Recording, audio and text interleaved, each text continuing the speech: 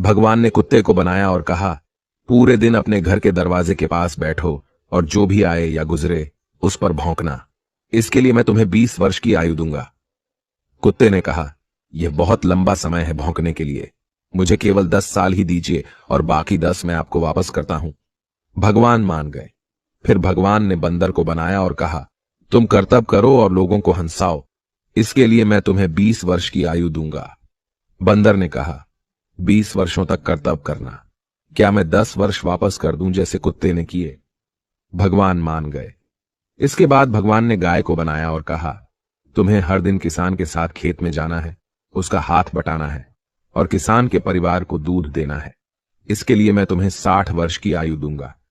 गाय ने कहा, 60 वर्षों के लिए यह कठिन जीवन है, मुझे 20 वर्ष ही दीजिए और बाकी 40 मैं आपको वापस करती हूं। और भगवान फिर मान गए। फिर भगवान ने मनुष्य को बनाया और कहा, खाओ, सो, खेलो, शादी करो और अपने जीवन का आनंद लो, इसके लिए मैं तुम्हें 20 वर्ष की आयु दूंगा। लेकिन मनुष्य ने कहा, केवल 20 वर्ष? क्या आप मुझे कुत्ते द्वारा 10, गाय द्वारा 40 और बंदर द्वारा लौटाए गए 10 साल और नहीं दे सकते? भगवान मान गए और कहा, ठीक है, मैं तुम्हें 80 वर्ष की आयु देता हूं। इसलिए हम पहले 20 वर्ष में खाते, सोते, खेलते और आनंद लेते हैं।